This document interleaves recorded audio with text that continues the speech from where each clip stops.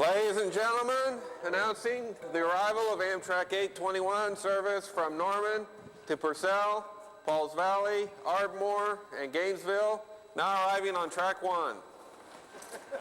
Track 1. That's it, Joe.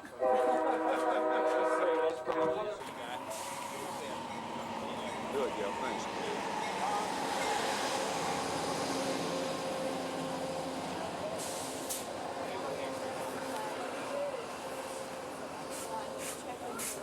Ladies and gentlemen, as promised, fresh pot of coffee. Just got done perking. If you desire that first cup this morning, come on down to Cafe Car located center coach car, lower level. Fresh hot coffee. Sounds good. Well, the issue at hand is improving transportation and quality of life for central Oklahoma, and with it, our economy and our future. We're now surrounded by cities all around the country who have revived rail transit. What it's proven is that rail transit will bring the middle class back to transit. In Oklahoma City, we have Union Station. The terminal building there was purchased in 1989 by Oklahoma City Metro Transit for the express purpose of being our transit center. It was purchased with a $1.2 million grant from the people of the United States, from the Federal Transit Administration. Instead of using that rail yard, which is the last grand rail yard of its kind in the West with all of its original yard space intact that's not in use in some way today, the Department of Transportation in Oklahoma wants to destroy that rail yard and put a 10-lane expressway through there at a cost which really has not been announced. It will certainly exceed $360 million, which is the highest figure so far announced. For what? To destroy the center of the state rail system. Oklahoma owns more railway, over 900 miles, than any other state in the Union. What do you know about Oklahoma City Union Station? You said that... I know it's not what it used to be when I was a kid. Were you aware of all these rail lines that run around Oklahoma City, even today, that are in place? If you look, Union Station is right here in the center of the city, and this line runs out to the airport, the FAA Center, right, and even down to Mustang and Tuttle. Then there's another line that runs out through Del City and Midwest City out to Tinker Air Force Base. There's another line that'll take you up through Spencer and out to Jones and up through to Tulsa. There's another line that'll take you out here to Shawnee and even Seminole. Being centrally located in the whole United States, right, to Denver, Kansas City, St. Louis, and all those, we'd be a perfect hub for such a system as that. And that's Union Station. And the beauty of Union Station is you have a 12-track rail yard there. And were you aware that the right-of-way here is going to be used for the relocated I-40 expressway? No, I was not. Well, they're going to basically destroy at about $100 million a mile the Oklahoma City Union Station rail yard to put in an interstate highway. It's basically our transportation future for the entire metro Oklahoma City area. And we think it's criminal that they're doing this. Yeah, it's a little more criminal. 8 radiating lines here centered around Union Station, and they want to put a 4 miles interstate highway right there. And nearly every one of them connecting to major cities in other states, as well as within our own state. And ODOT gave it a rating of 0 in their comparative route rating. They said that Union Station was worth 0. In central Oklahoma, they spent $850,000 of your dollars for a fixed guideway study. But they pretty much avoided the whole question of Union Station and the existing rail lines in favor of, when they talked about rail, they would pretend that it would all have to be new construction, which is incredibly expensive. So, inevitably... It's right there. Yeah. But the thing that is amazing is the fixed guideway study. 2 of the major players in that was a company called Saxum Communications, run by a former OU basketball player named Renzai Stone. They're a public relations firm, and they ran elements, meeting planning and other elements of that study. But Mr. Stone's company at the same time was running the State Question 723 campaign for an outfit called Oklahomans for Safe Bridges and Roads. Who's behind Oklahomans for Safe Bridges and Roads? Neil McCaleb, longtime Secretary of Transportation of the state of Oklahoma, And in real life, a civil engineer working on transportation projects, highway projects, and his friend Bob Poe out of Tulsa with Poe and Associates Engineers. The new crosstown plan to destroy the Union Station rail yard was Neil McCaleb's idea. The fellow who got the contract to design the destruction of the Union Station rail yard and its replacement with the new expressway was his buddy Bob Poe. The spokespeople for the fixed guideway study, a guy named Tom Shelton with Carter Burgess Engineers, they did not consider Union Station. They would quietly tell us that that was not in their mandate. In other words, they had been told to shut up about it. Meantime, who got a significant design contract on the new I-40 Crosstown project? Carter Burgess Engineers.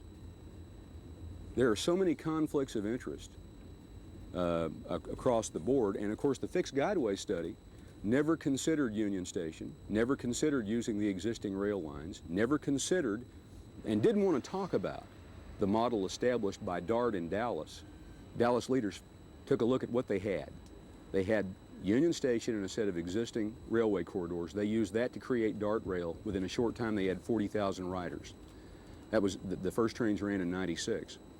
In 2001, there was another vote to fund rapid expansion of that system. It passed 4-1 because people had now had 5 years experience with DART rail.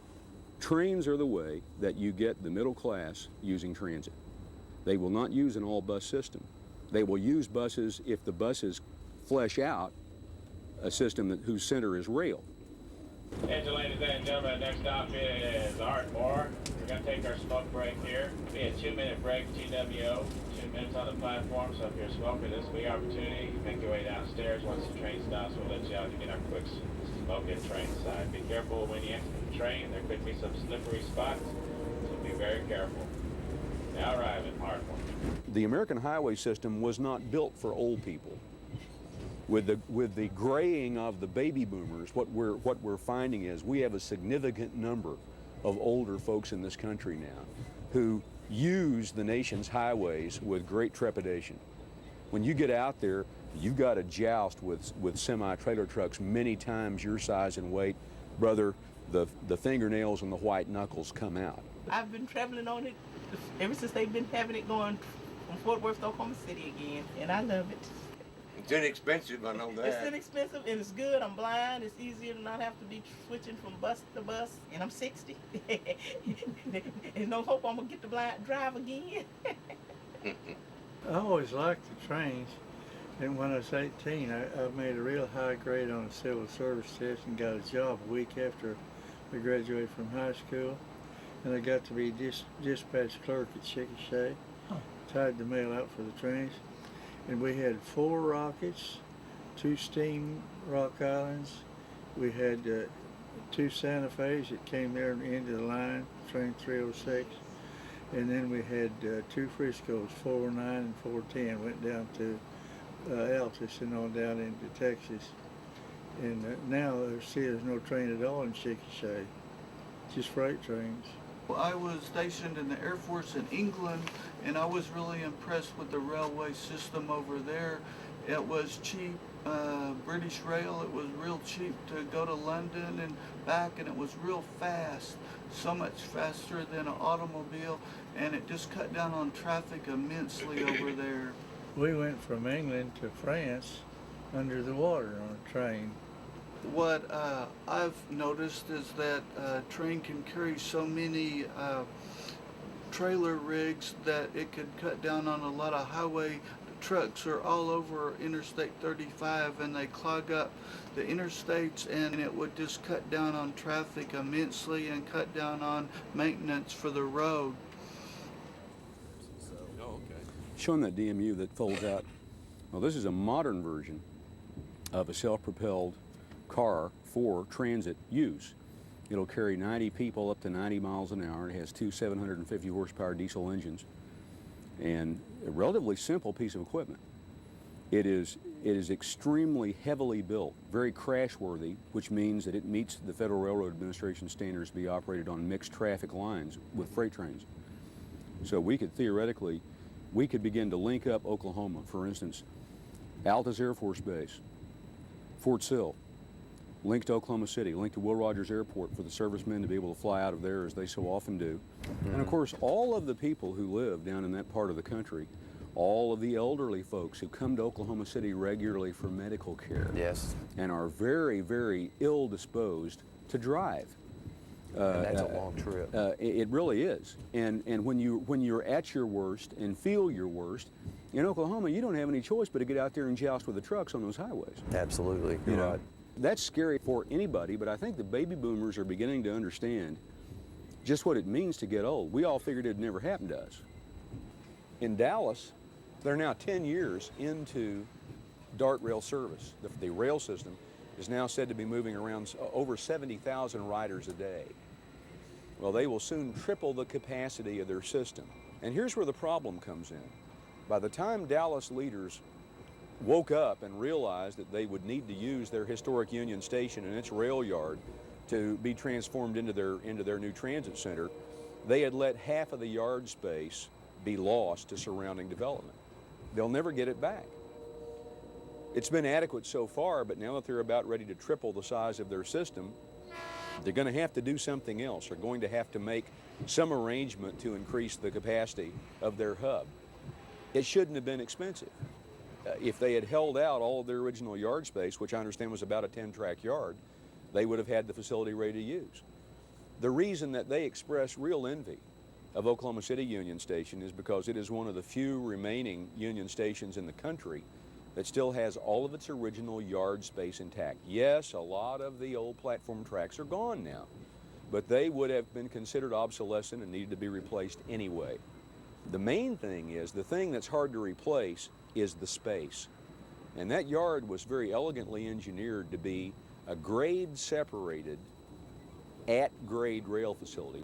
The problem they solved was the problem of conflict between street traffic and rail traffic in the 20s in Oklahoma City, which had gotten so bad that they say you couldn't reliably get a fire truck or ambulance across town. So they were able to start with what amounted to a clean sheet of paper and build this marvelous new center, and it opened. It's a relatively young facility. It opened in 1931, and it underpassed Robinson and Walker, the arterial streets linking downtown Oklahoma City to Old Capitol Hill. They wanted to make it a traffic-friendly complex that could accommodate a lot of rail traffic without impeding the flow of street traffic. The passengers would come from the grand waiting rooms through underground tunnels directly to their platforms without having to get out in the weather, without having to cross an active rail line. They did their job beautifully. It is a marvelously elegant facility. At Dallas, light rail trains, which use overhead electric power, don't use the same tracks at the Central Hub facility that are used by the Trinity Railway Express diesel electric commuter trains, which can operate in mixed traffic along with freight trains between Dallas and Fort Worth. Also, Union Station accommodates the Texas Eagle, Amtrak's intercity service between Chicago and San Antonio. So it's altogether reasonable to see people come in from Chicago or San Antonio on the Amtrak train at Dallas, walk across a platform, transfer to a Trinity Railway Express train over to Fort Worth or the mid-cities, or to a bus to some of the other areas not yet served by rail, or to one of the DART rail light rail trains, which goes all around the region there now. That's what we're talking about when we're talking about a multimodal center. But those trains, as a matter of course, do not share tracks at the hub. They have dedicated tracks for their use. It'll be a few years yet, I'm told, before Dallas Transit, the rail system, has direct access to DFW Airport. It's just the way the existing rail lines were laid out. Oklahoma City's rail line, the former Frisco rail line that goes down to Lawton, Fort Sill, and Altus Air Force Base, first passes very near Will Rogers Airport's terminal building at the North Portal at Airport Freeway and South Meridian. From there, tomorrow morning, if we had the will to do it, we could be running coordinated rail service, a train from Union Station to a stop at South Meridian, the Airport Freeway, with a bus circulating constantly around the terminal and back up north on Meridian to pick up passengers from the train, and similar buses circulating throughout downtown Oklahoma City, Capitol Hill, South Oklahoma City, and the medical complexes. That's multimodal transport, and that could be done at Oklahoma City Union Station tomorrow. Not in 2013, not in 2020, not in 2030.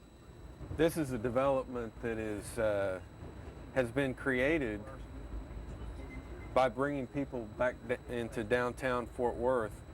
Tom, look over here at all this development. Isn't that amazing? Downtown. Yeah. In fact, the head house for these condos is a former freight station. St. Louis and Southwestern Freight Station, right here. The depot is right over here. Yeah, we're going to back into the station. Part of the wonderful design of this. And you wouldn't have to do a backup move there. Well, this is a great facility in Fort Worth. The waiting room is not the size of the combined waiting rooms at Union Station in Oklahoma City. Moreover, this facility requires the passengers to get out in the weather a lot to get across to the trains, out to the rail platforms.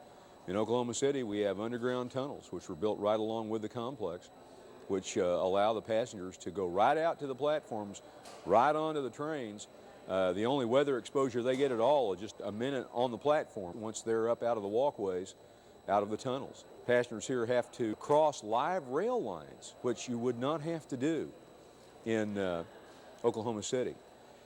Building that kind of elegant, high-quality infrastructure is extremely expensive, which is exactly why you can't afford to tear it up if you still have it. I think it's understood around the world that high-speed rail is the technology. I think that that's understood, and I think it's understood that sooner or later America has to come to that. Now, Oklahoma has been used to being the last flea on the end of the tail of the last dog since statehood. Why not take the lead? Why not step out boldly and use this amazing infrastructure that we have and do this so we'll have something to leave our children except debt? But imagine Oklahoma, which has always been a boom-bust economy, suddenly being a world center, not just for transportation services, but also for manufacturing. It's why not use the General Motors plant to manufacture high-speed rail train sets for all of America? This is what I'm talking about. I'm not just talking about a trolley across town. I'm talking about reinventing Oklahoma's economy to serve an industry that everybody needs every day, and that's efficient transportation. Why not? Governor Henry said it's time for us to dream bigger. Okay, Brad, there you are. The governor can stop this plan. The governor has the power to do it. The people of Oklahoma need to prevail on him, energetically, insistently, in no uncertain terms, to do the right thing with Oklahoma City Union Station. Justice Robert H. Jackson said, "It is not the function of our government to keep the citizen from falling into error. It is the function of the citizen to keep the government from falling into error." On this business of Union Station, our governments are seriously in error, and that error needs to be corrected by insistent action from the citizenry. That Oklahoma City is just right on the edge of violating the ozone alerts, smog alerts. And if once they go past this, the Environmental Protection Agency, the EPA, can step in and withhold highway funds, forbid any new industries from starting up or anything until such time as they get those levels back down to an acceptable level. And certainly building a new 10-lane freeway through the middle of Oklahoma City is not going to lower our ozone levels, and it's going to increase them.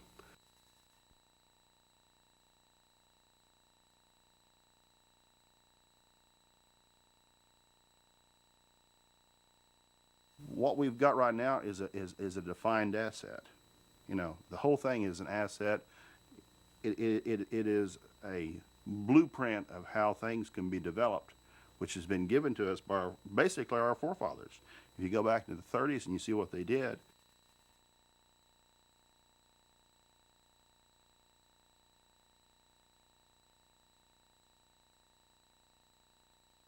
Oh, I love traveling by train. And one of the things I've done every Christmas is, because I have tiny grandchildren, my gift to my family is to let them come from Austin up to Oklahoma to visit my family here and back on train, because the babies have to be strapped down for hours and hours and hours, and it's almost cruel.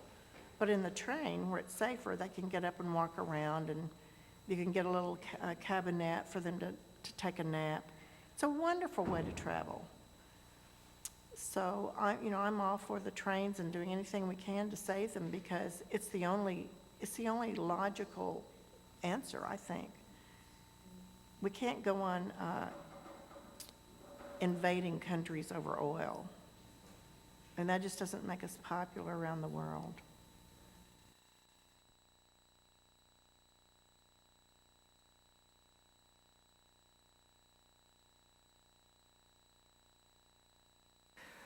Yeah, imagine the hustle and bustle that would attend the activity in Oklahoma City if we had trains from Chicago to Los Angeles or Kansas City to Fort Worth, and in the other direction at Fort Worth with the Los Angeles bound train and the Chicago bound train in the station at the same time, with the Heartland Flyer also parked on a siding. That's forever precluded in Oklahoma City if they rip out the Union Terminal. We're way behind and falling further behind. We have the potential to catch up. We have the potential to surpass. Let's do it.